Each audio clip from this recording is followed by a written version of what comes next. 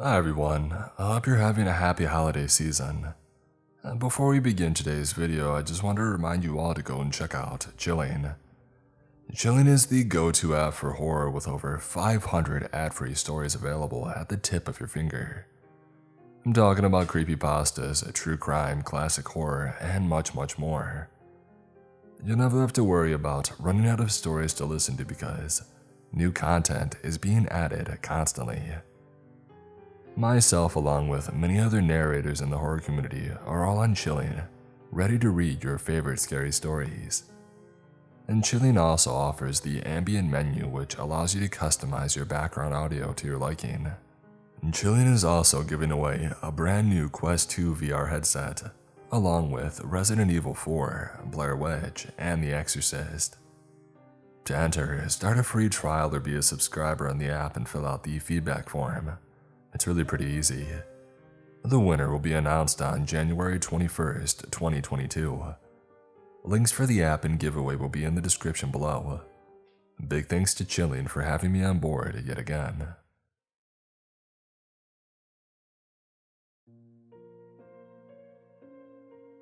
Seriously, and I thought working retail was the worst this time of year.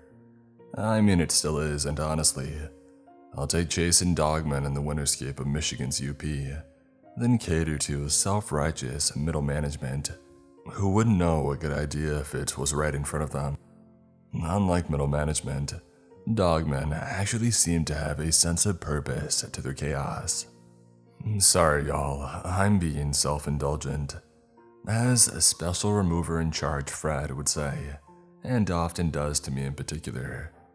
Frickin' Fred. My name, the name you'll know me by at least, is Dutch. Last name redacted. You see, we're not exactly an on-the-books sort of organization, nor are we really professionals. Like some other groups out there, even groups that I found written about in the sub. Our main goal is to help our fellow Midwesterners out when spooky stuff comes to town, or a cabin in the woods, or a nighttime pontoon party. You get the gist. We're funded by Fred's stupid rich uncle who no one's ever seen. Not even Della. And she's been on the team with Fred since its very inception. Don't get me wrong, I've got my own qualms about the whole shadow benefactor deal. But dang, are we getting paid. It makes being a 29-year-old intern feel much less pathetic. That said, we're not exactly a SEAL team here. I mean, sure, we all supposedly have experience or skills or personalities that make us mesh well enough to stake a couple of ghouls in a Chicagoland graveyard, or firebomb a particularly violent grassman in the Cuyahoga. And yes, we did manage just the other day to seal a portal to purgatory that a few old-school Roman witches kept opening every 17th winter solstice to steal wandering souls. But things have recently been interesting with this team, more interesting than usual. And let me paint a picture of our standard operating procedure via one of our more recent cases. About a week or so ago, we had been called to a rural town in northern Wisconsin, nesting itself with its some few thousand residents outside of Chequamegon National Forest. I went there with Della and Silas, Soph, another fall remover, and the other interns were scouting another job, and Fred apparently doesn't do forest anymore. Screw you, Fred. So it was down to us.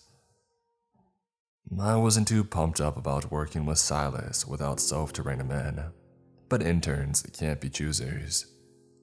Della, on the other hand, her presence calmed my nerves. Whereas Silas was gnarled, explosive, and a trigger-happy drinker, not that I could talk, Della's was striking, graceful, and level-headed. Anyways, I chatted up some of the locals, putting my charisma to proper use as we talked about the town's recent problems. Laura, the head waitress at the town's local diner, heard pretty much everything from everybody, from the cops to the hunters to the local kids. According to her, Fred's uncle only had half the picture when he gave us this mission.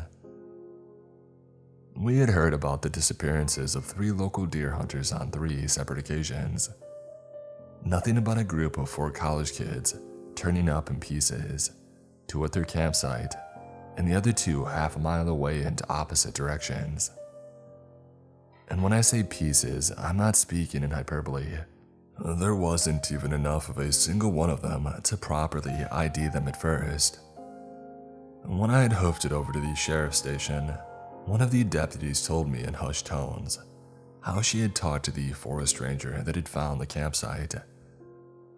She got me on the phone with him, and apparently this ranger had seen what he described for me as a massive furry, white snake thing with a jaw the size of a car door, munching on the kids before, and I kid you not, diving back into the ground. You ever see that movie with those underground monsters, kid? The ranger asked through the phone. Oh, heck yeah, that flick rocks, man. Burt Gummer's my dude. Yeah, well, it did that, but in the freaking winter, and it was way too real. After convincing the ranger and deputy that we were the proper authorities to deal with this and to not breathe a word to any of the press milling about it, I said my goodbyes.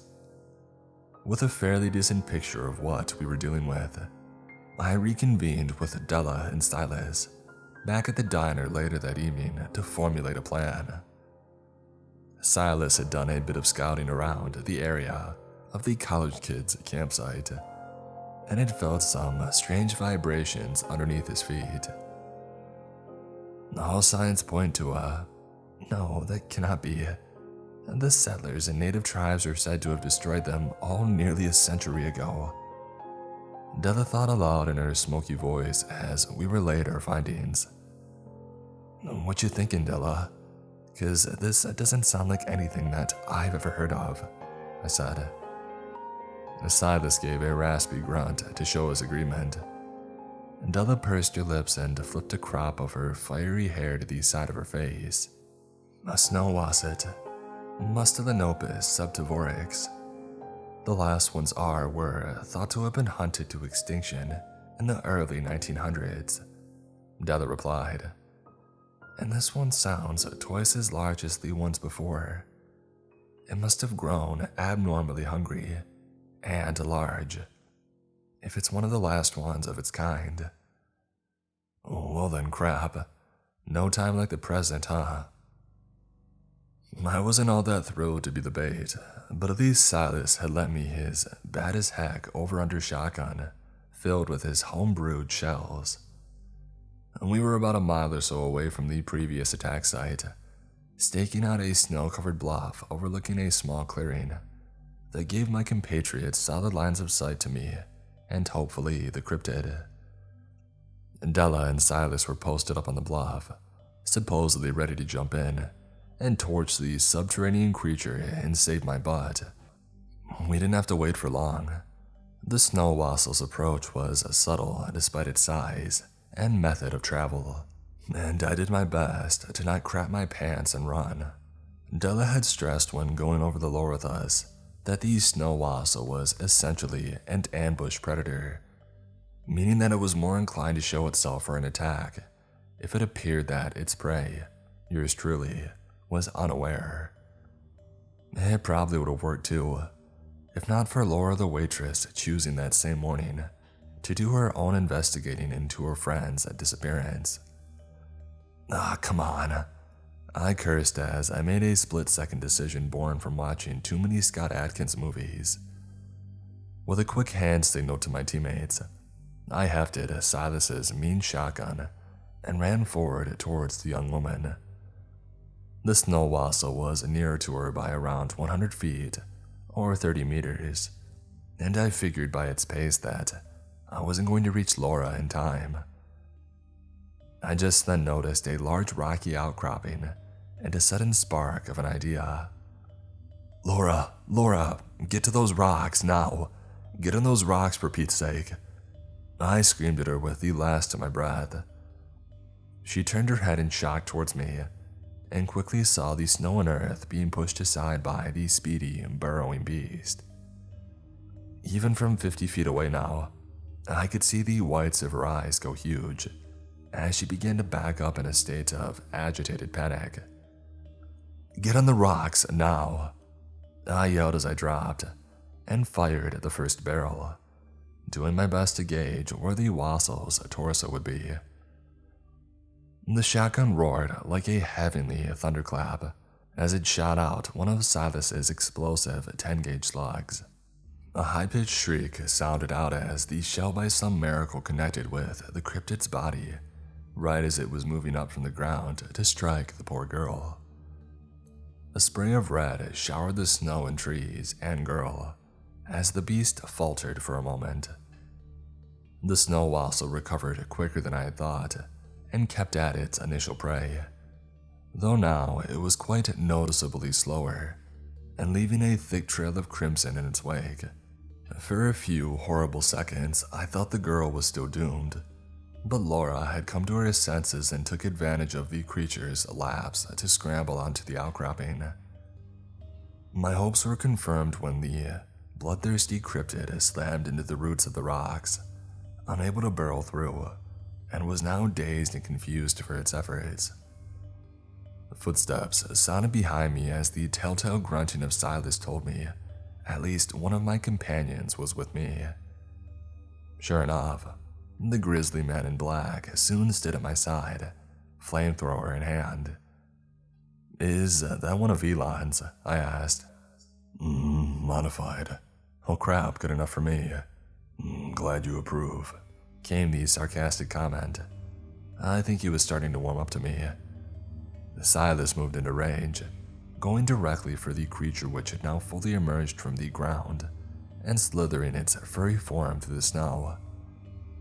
Silas put on what I assumed was meant to be a stoic grin, though terrifying grimace would be a better description, and pulled the not flamethrower's trigger. A massive gorge of fire tore through the air. Seriously, this freaking fireball would put a D&D level 20 wizard maimed to shame. And into the face of the snow wassel that had launched itself towards them, jaws wide with razor teeth on full, horrible display. There was one problem, however, that my gung-ho companion didn't account for: momentum. Although quickly and permanently dying to its one primary weakness, the snow wassel was still on a crash course with Silas. Again, I made a split-second decision based on a split-second idea, and fired my final shell at the beast, connecting with the side of its face mid-air. Thank God Silas was a pyro. The force of the explosive slug once again flung the creature aside, its flaming body narrowly missing my companion. Silas's modifications must have included something like napalm, because the wassel kept burning down to ash in the melting snow. Even showered in its remains and covered in flamethrower-induced sweat, Silas offered me a nod and, you guessed it, a grunt. But this time, the grunt seemed much more approving than usual. Just then, Della showed and, without a word to us, began to read from some odd-looking leather journal.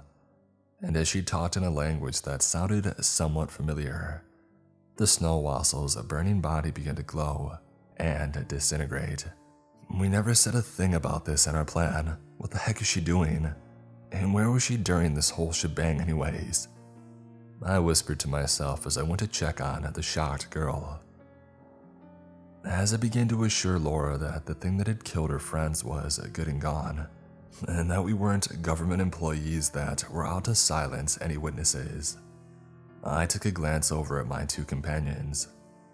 Silas was directly behind Della, who was still chanting over the rapidly disappearing snow wassel, and giving her a look that I can only describe as some amalgamation of distrust and fear. I shook it off. More important things needed attention right then.